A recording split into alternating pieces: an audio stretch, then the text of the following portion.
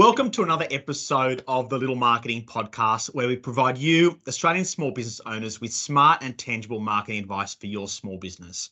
So I'm really looking forward to today's episode. We're joined by Emma Sutherland. Emma is a key opinion leader in the health sector.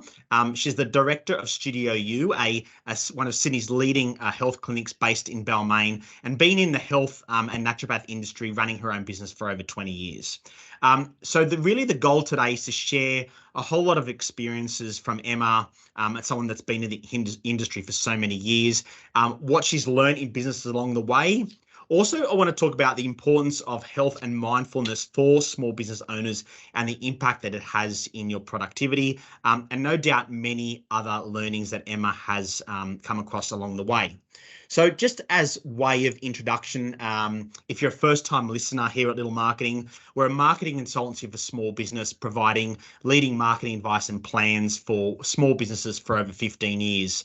And we've learned so much about marketing, about business owners, what works and what doesn't. And we know that it's more than just a business, it's your livelihood. So based on all those experiences, these podcasts are in line with the Little Marketing vision of helping small business owners just like you achieve the best possible results for their organisation. So let's get into the episode. Emma, how are you? I'm awesome, Michael. Thank you so much for having me on the Little Marketing Podcast. Super excited to be here today.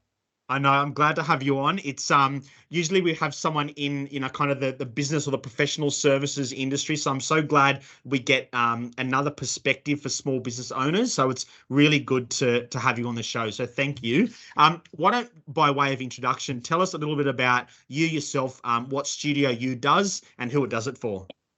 Yeah, fantastic. So as you said, I've been in clinical practice for 20 years now, which I kind of find a little scary but exciting all at the same time. So I definitely know I'm here to stay if I've been here for 20 years so far. So I trained as a naturopath and nutritionist and had a Bachelor of Science degree 20 years ago. And from there, just knew straight away that I wanted to practice clinically. I wanted to work with patients one-on-one with their health.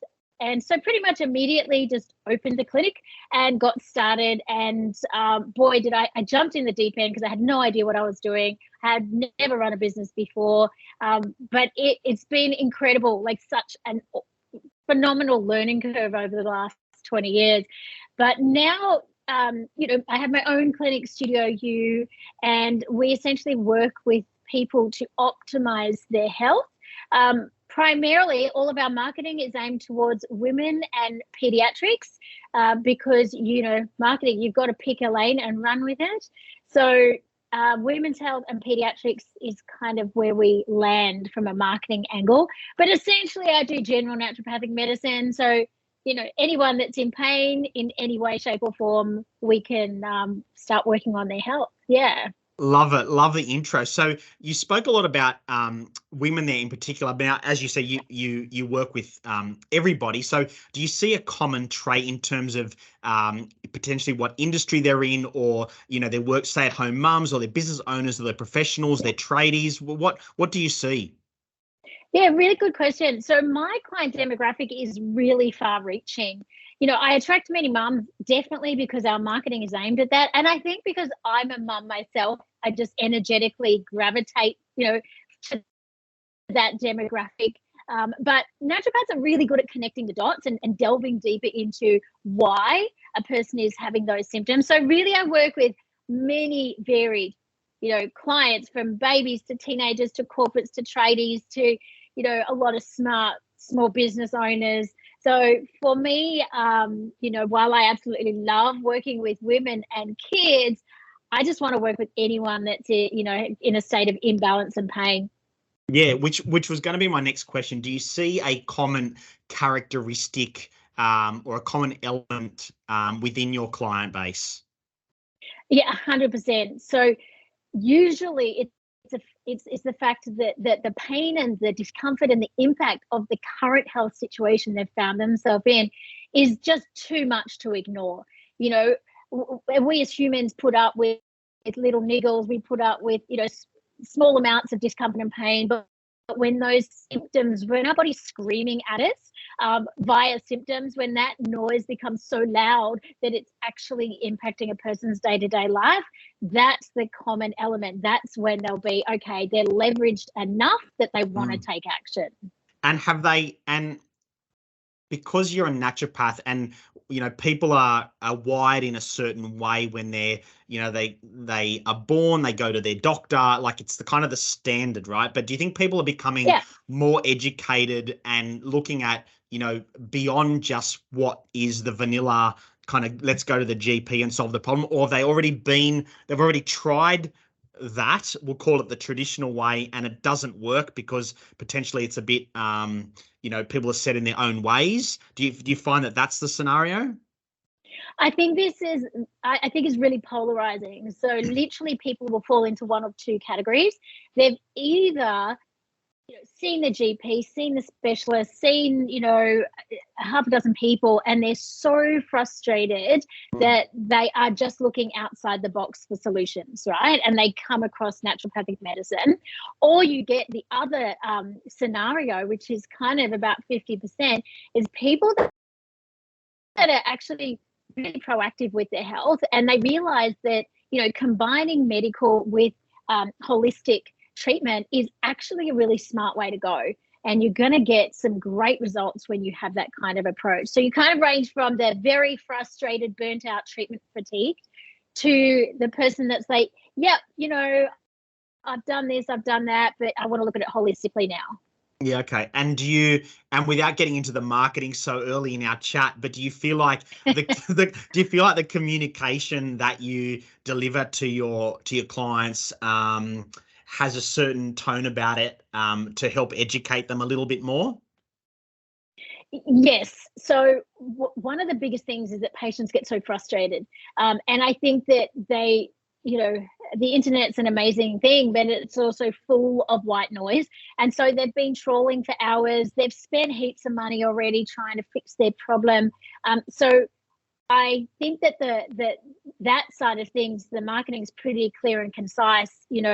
Who I am, my qualifications, how many experience I've got, and it essentially is you're in safe hands. So there's a lot from a marketing aspect that comes into play with it all. Yeah, okay. So let's talk about Emma's day-to-day. What is a small business owner helping other people with their problems as well? So tell me, what does Emma's day-to-day look like? Yeah, so it depends on the day, but usually it's getting up. I go to the gym or do yoga about 4 mornings a week. I find if I don't do it in the mornings, it just doesn't happen. So get that done in the morning, get my daughter ready for school, get myself ready for work, come into the clinic. And usually it's a case of being pretty much back to back with patients while I'm here at clinic. And, I run at a fast pace in that way. I don't take breaks between clients. I'll take a lunch break, but I don't stop and take breaks. It requires a lot of mental, agile thinking to keep your brain sort of in that solution-focused space. And then I usually will do school pickup and do round 2 of being mum for the day, and then I'll jump online for a couple of hours in the evening to do my notes and all the kind of paperwork that goes on behind the scene.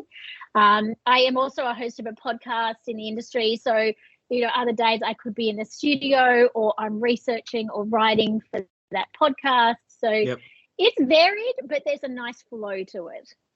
Wow, that's a busy day. Yeah, but it's I love what I do, and so I feel that if you're just smart with your time management, you can actually fit a lot in. Some days are not as productive as others, but yeah, it's totally doable. What do you think?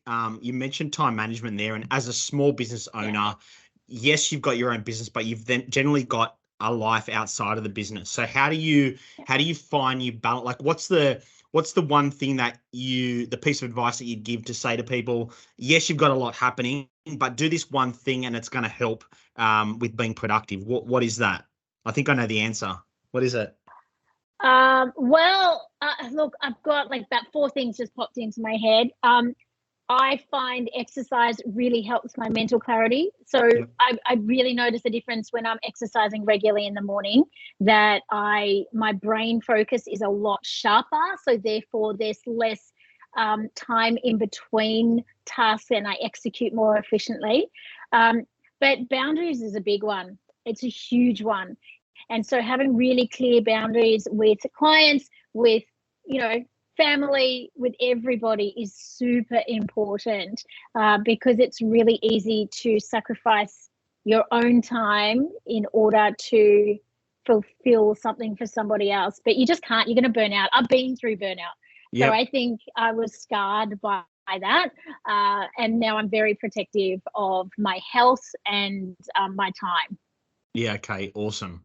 So in terms of your day-to-day within the business, what Yeah. are your biggest, I guess, challenges or pain points that you find in your business specifically?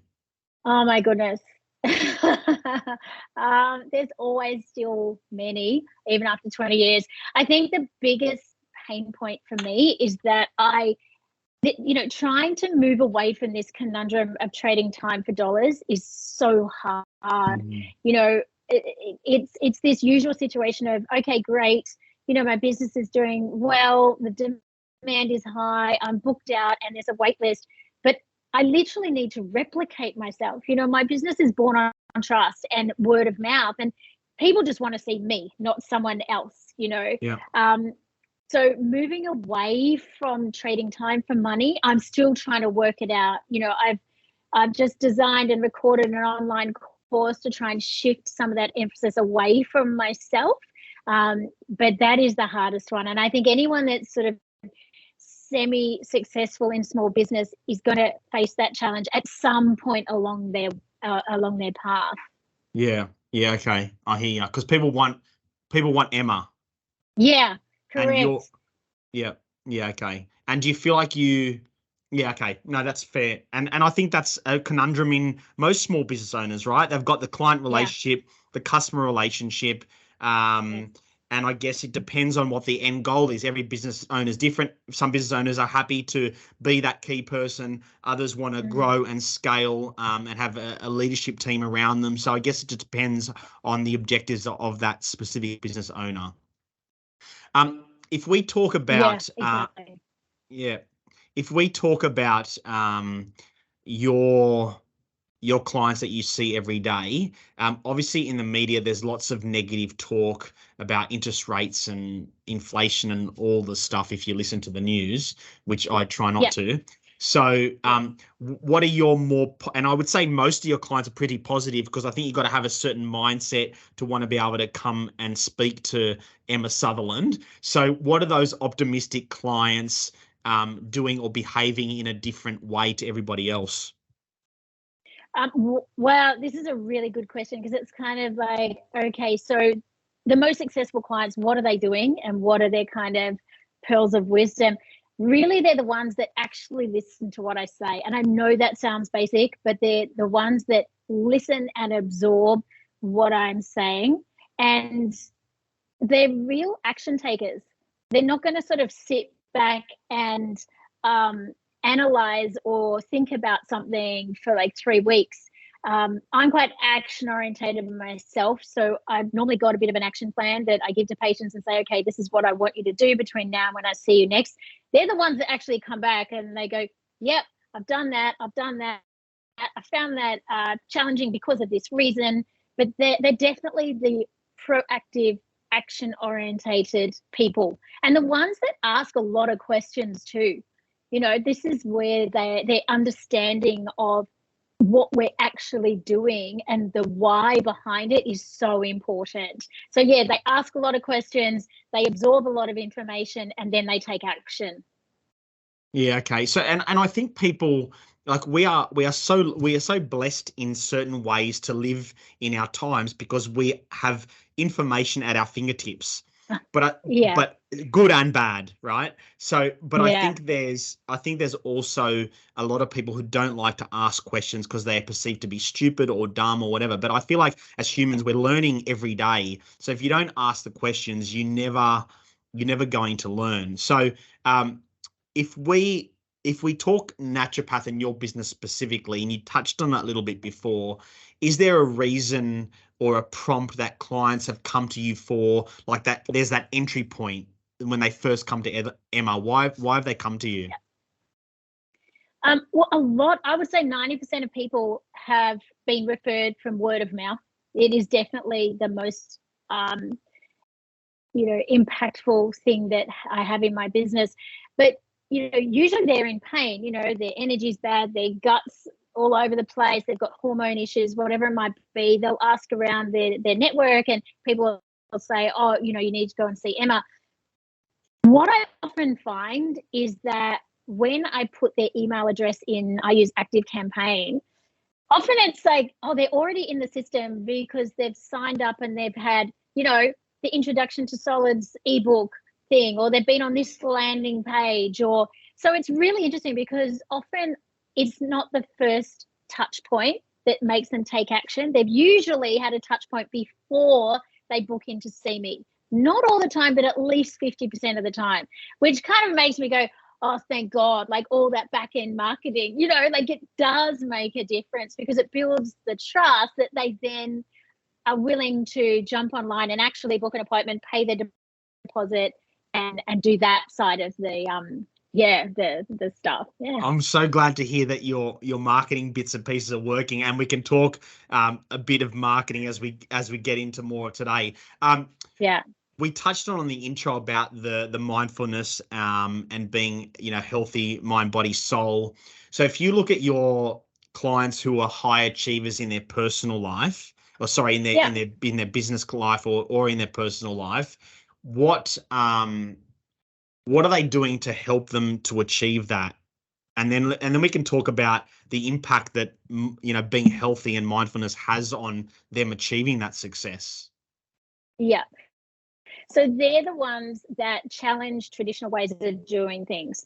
And what I mean by that is, that maybe they've gone to see their doctor and their doctor said, oh, your bloods look normal, everything's fine.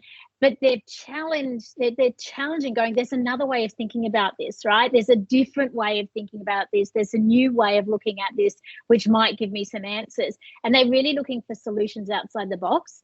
Usually, they also have a pretty well sorted sort of safety net around them. What I mean by that is that, if they're doing a lot of exercise, they've generally got a good physio that they see, or like a good massage person that they see when they need to, or, depending on who it is, they're resourceful I don't mean financially, I mean, they think outside the box and they're solution orientated, and they're like, okay, so I have this problem. Who's out there? Who's the expert, or who's the person that has the expertise that can help me find the solution? So I'll notice that they've gathered this sort of network around them, and it could be like a business coach. It could be like, like you guys outsourcing the marketing, but it's about the fact that they think outside the box in that way. Yeah. Okay. So they're not just thinking outside the box in their personal and health, but it then is probably it's a characteristic across all of their life, business, personal, family, everything.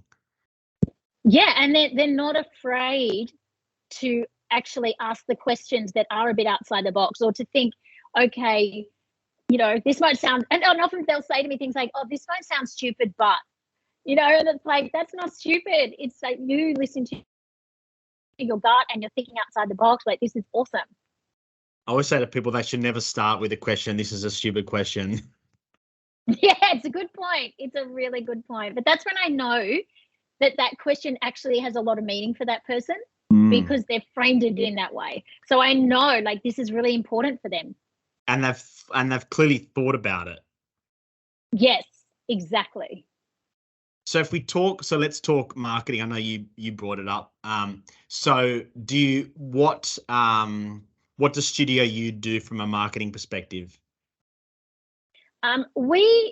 To be honest, we don't do a bucket load these days, because just to give it context, 14 months ago, I downsized my clinic. So up until that point, I had a big clinic, lots of different practitioners, modalities. And then I thought, yeah, this is amazing. And then one day I woke up and I'm like, shit, I don't want to go to work today. And I literally looked in the mirror and I was like, who is this? Like, I never wake up and say, I don't want to go to work today. And that just hit me like a ton of bricks. I'm like, oh my God, my business model isn't serving me anymore. Yep. Right. I've got to completely change everything. And that's when I was like, right, I'm downsizing the clinic. There's only going to be me. So since I did the downsize, I've done a lot less marketing. But, if I think about it, 20 years ago, I was standing in Martin Place handing out flyers, it started there. And then I joined my local BNI, and then I kind of engaged with an industry-based marketing team in that establishment phase. And then it was the investment, 15 years ago, I invested in a publicist, had it on a retainer for $2,500 a month. And I remember when I signed the contract, I was like, ooh, that's so much money, like $2,500 a month. But I had her for about 6 months, and then, that led to getting a role on a TV show and then a book deal, but also investing along the way on my personal development, because I truly believe your business can only be as good as, you are as a person, and also investing a lot in public speaking skills, in presenting, presentation skills, because, there was like weekly radio gigs, but then also knowing when to do things for free. And I know everyone says don't do anything for free ever, but it's strategic things like, I worked with some childcare centres about an education, nutrition education piece for the families. And I was like, it was my perfect demographic, and I could really leverage that trust. So doing things like that and setting up all the social media side of things, I actually outsource that because I don't love it. So, investing in the branding of the clinic, having an SEO company for 12 months on contract, creating joint ventures with like yoga studios and aligned businesses has been super successful for me. And all those marketing funnels, like skin, hormones, lunch boxes, detox, just providing valuable content, I think, has been really important along the way. Yeah. So you say you don't do much marketing now, but you sound like you've done a lot in the last 20 years, though. Yeah, no, it has. But I think from a business analytical perspective, I've enjoyed that process. It's been really frustrating because marketing is really hard, and I think it's getting harder. It is. I think it was easier me handing out flyers in Martin Place. I really do, because that was literally pre-social media. Can you believe it? So I feel like it's getting harder and harder to do it, in a way that's effective and getting a good ROI happening. The biggest obstacle that clients have when they come to us is that it is overwhelming. Yes. And they don't know where to start. Yeah. And as you know, business owners are great at what they do, not so great at marketing.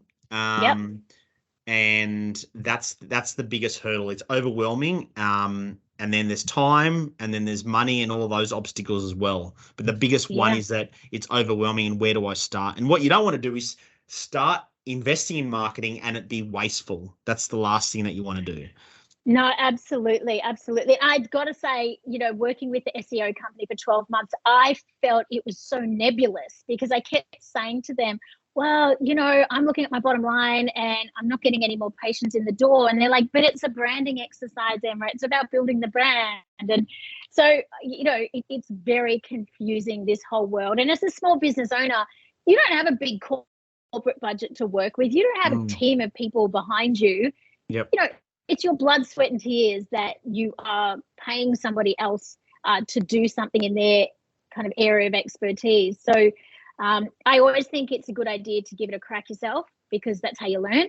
Yep. But there comes a point when you're going to get really frustrated, and you're going to need to find somebody to help you in that space. Yeah. And whether you start, and this is advice that we give our clients, always start in a modest approach. And there's a few reasons for that. One, you're a small business owner, so you don't have the budgets of McDonald's. So do a little bit, test the waters. When you're feeling comfortable with the activity or the company that you're using, and you start to see the dial move a little bit, then do a little bit more, and then do a little bit more, and do a little bit more.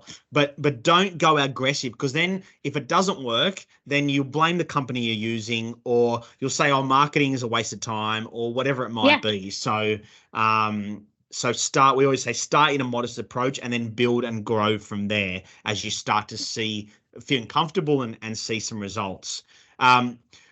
Let's talk about the free content bit that you were talking about before. So what you post, so there's information on your websites that people can download. Is that right? Yes. And we also have, we kind of ping it out on social media regularly, or we'll email our database. But, we've got ebooks full of really good content on particular niche topics. One of my huge tenets as a naturopath is that people need more education. People don't wake up in the morning and say, hey, I'm going to make a really stupid decision today about my health because that'd be a good idea. People don't do that. They do things because they don't know any better, or they're confused, or whatever it might be. So that whole education piece kind of runs through most of the marketing stuff we do, because I feel that, well, for one, we know that if, you give good content, you build trust, and that in itself has value.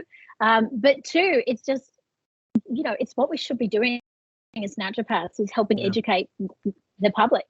Yeah, absolutely. And you were saying before that, 50% of your inquiries that come through have already seen or touched the business in some way. So by having the free, and people always talk about, oh, I don't want to have free stuff out there, I'm giving away. People want to trust that you know what you're talking about. And, if they go and do it and try and do it themselves, good on them. Let them have a crack.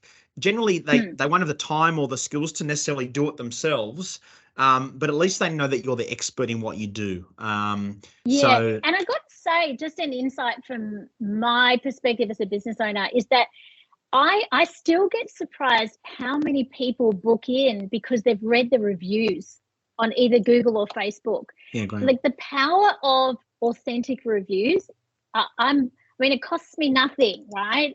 It costs me nothing. I just literally say to patients, hey, would you mind doing a review for me of your experience? And, let's say I ask 20 people, one person might do it. And it's that's fine.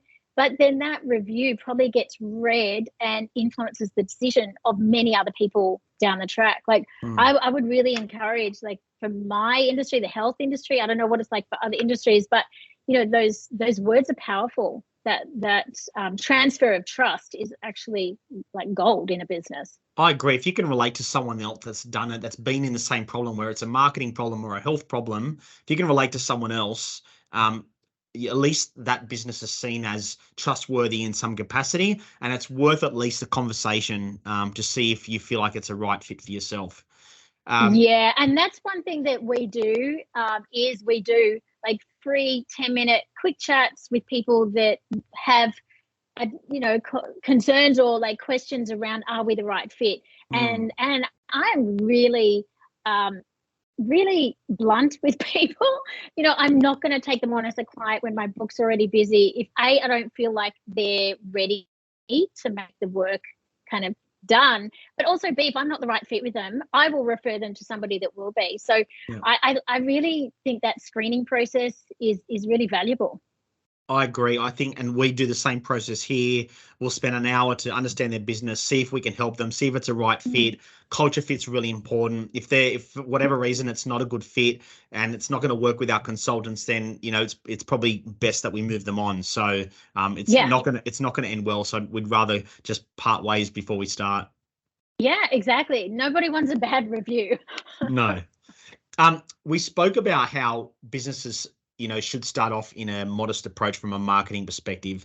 And what we say a lot of in our podcasts and resource and everything is how, because most industries are very competitive and cluttered, how as a business are you standing out from the competition, and how are you positioning yourself differently to the competition? And business owners should be asking themselves that question before they go and do the activity, before they go and do SEO or AdWords or letterbox drops or whatever it might be. They need to really think about that positioning. So does Studio, without putting you on the spot, does Studio Yeah. You position itself in a way that is different to the competition? It's a really interesting question because, it's not unusual for a naturopath to work in, women's health or pediatric health. That's not unusual. I think the positioning is the amount of experience I've got, the fact that I've also got a science degree. I've got, my qualifications are pretty good for the industry. It's not just, a weekend course. There's a lot of validation there. And I think as well, it's the credibility of all the other things I've done, like the TV show, the book, being on boards, the podcast. I think that authenticity piece comes through pretty clearly. And, the fact that I am a mum and I don't hide the fact that, being a solo mum is a juggle. It's not easy. And so I feel that women in particular can really relate to my story in that way. So, it's definitely, it's that women's health piece. And look, usually once a woman sees you, if she's any concerns about her child, they're booking their child in to see you too. So really, if you just be really good at the women's health piece, the authenticity, the credibility, the reviews, it all just comes together. But it's a lot of hours of hard work. But for any, I just want to kind of give people some hope. It does, all those layers start to come together at some point, to the point where the business has enough momentum that it's kind of driving itself. Not that you should ever, take your eye off the ball, but it does, the snowball starts rolling at some point. Yeah, absolutely. The momentum, that's a great word. You start to do all these little, like, it's a compound effect, right? You start to do all those little things, and then the compound effect is incredible. So in terms of, I guess, in dealing with business owners, we find that the personal and business goals are very much intertwined. Do you want to maybe share a little bit about yours or what you see from your clients? Yeah, look, I'll share mine because you're right. I sort of, as a small business owner, you are your business. It's a reflection of who you are, your values, your goals. So, you can't separate them completely. And look, every January I, do a goals workshop and I do a vision board because, I am driven, but I also realize that time is precious. And unless you have, somewhere to keep your eye, then time will just drift away. So this year, my focus points are my health, definitely, because I know as a business owner, if I want to keep operating at this relatively fast-paced level, I need to have a healthy body and a healthy mind in order to do that. So definitely the health is really a big goal. Financial literacy is another one. I think that this has probably been one of the areas that I would have liked to have known more about a lot earlier.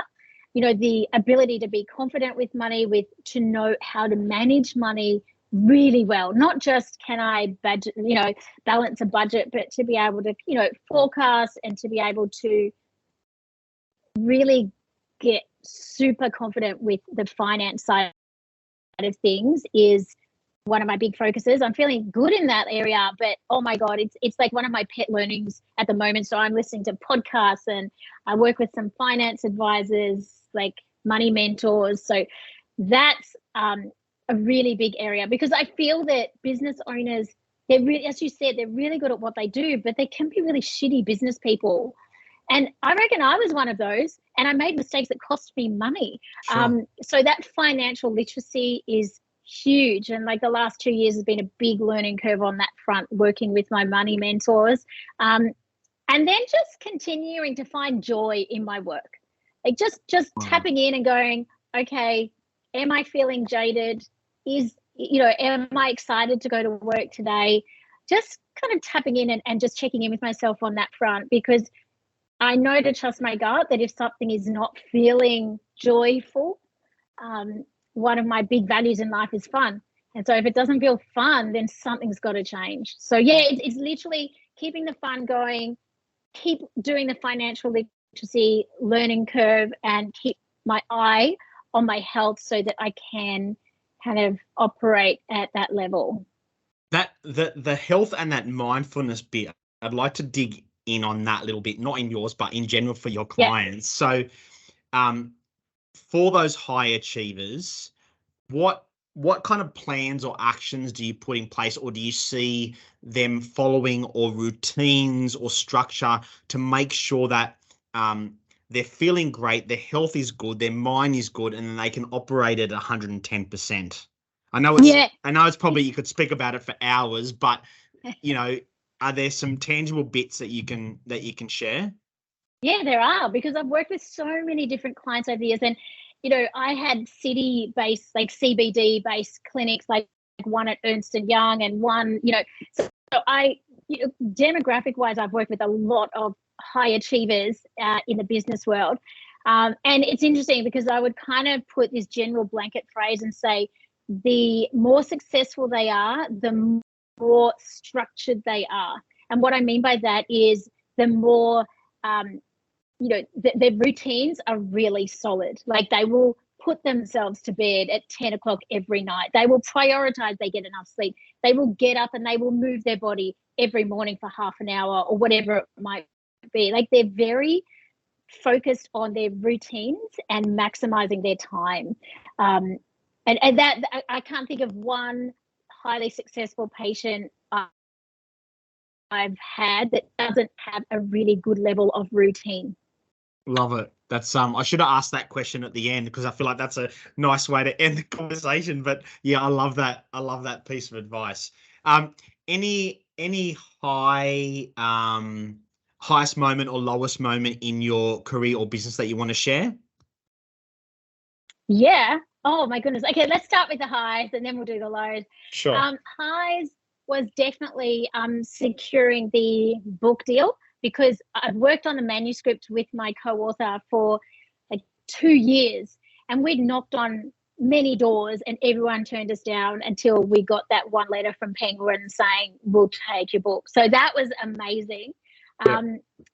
I also won Clinic of the Year for Studio U. So that was like, okay, great. In Australia, we have this award, Clinic of the Year. So it was almost like I ticked the box, and then my unconscious brain went, okay, what's next, Emma? Yeah. And then probably being offered a board position at a university was another massive high, because I just feel like from the naturopathic industry, that just is such an honor to be invited to a board at a uni. So that was amazing. Wow. The lows, oh my God, I think all the failing along the way. There's so many failings that, it's the only way that I learn. And I think I was so tightly leveraged to succeed. I was a solo mom. I didn't have any financial support. I was flying the boat on my own, and failure was not an option. So, like, I burnt out because it just, it was just so tough. But at the same time, I had to keep going, and failure was just not an option. And so I think what that taught me was that I can pretty much do anything if I can do that. But the failure was spectacular. It was brutal. It was horrendous. Brought me to my knees many days, I can tell you. But the failure is also, I think, about having the humility to just allow failure to happen. It's like, it's just going to happen at times. It's just accept it, like it's part of learning, no matter how tough it seems at the time. There's something that's stuck in my head when you were talking before about how you achieve something and then you're like, what's next? I was talking to a friend of mine yesterday who's also a business owner, and I was saying the same thing. He was saying, like, I have this idea in my business.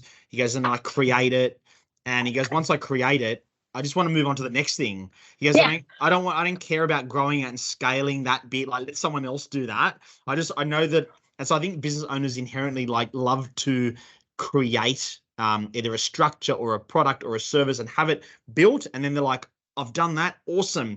What else can I create? Yeah. And if I look back over the last 20 years, it's really interesting, because that has definitely been a pattern where there's been like, in my framework, I just put it in this way. I just go, well, the universe always has something coming up for me, and I never know what it is because there's just this constant pivoting of focus and time. But you're right. I think it's actually the creation phase that feels so satisfying. Yeah. Is there a client, obviously, you would see some fairly sensitive things with your clients, maybe without giving away too many secrets. Is there like a good kind of turnaround, nice story that would, turn into a good movie that you want to share with us? There's actually not one because there's so many, but I'll give you one. Just because the mum emailed me last night. So her son was 11 and he got a big growth on the side of his face that became very, anyway, it got pretty gross. That had to get drained, and it left him with this big scar on the side of his face. And, he was like, whatever, 12 years old, very sensitive time for any child.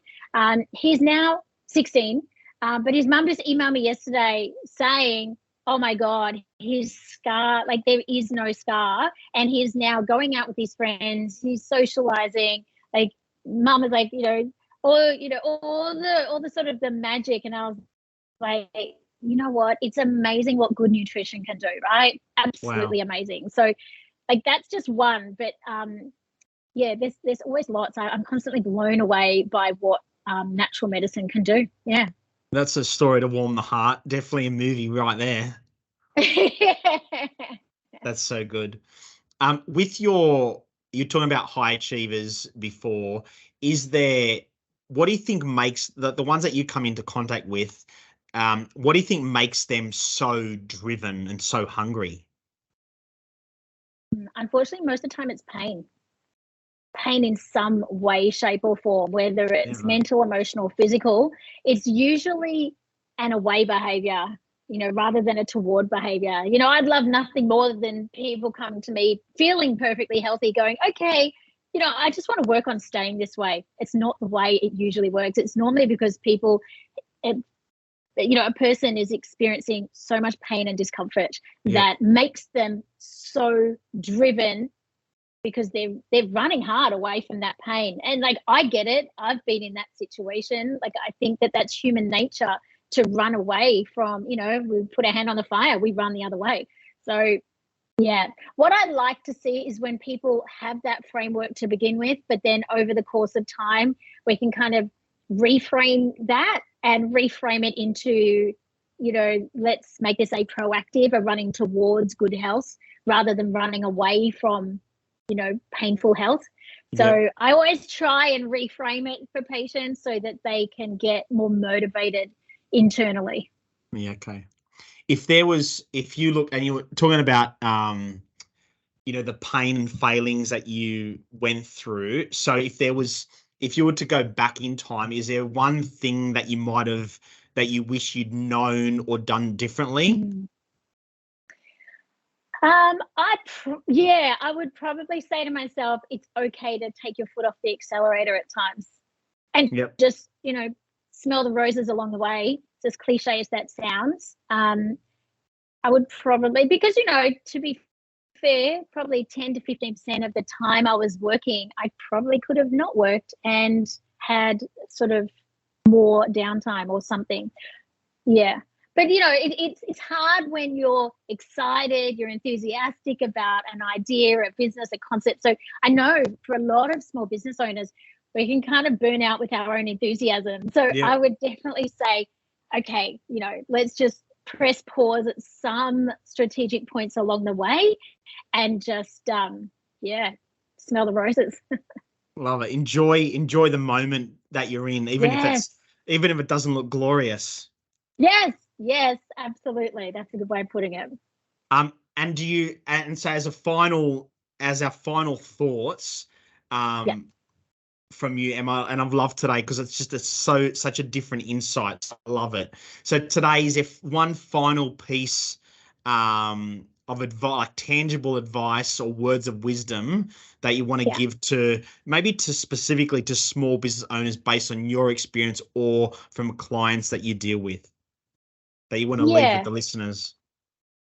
Yeah, look, I think, it's really cool sharing my aspect on the podcast here today because I'm at the coalface, like I'm in the trenches. So hopefully, this resonates with people that are listening. But, definitely doing what you love is really critical because you're going to spend a lot of time doing it. So make sure you actually really enjoy it. That would be my first thing. Second is make sure you're learning from others.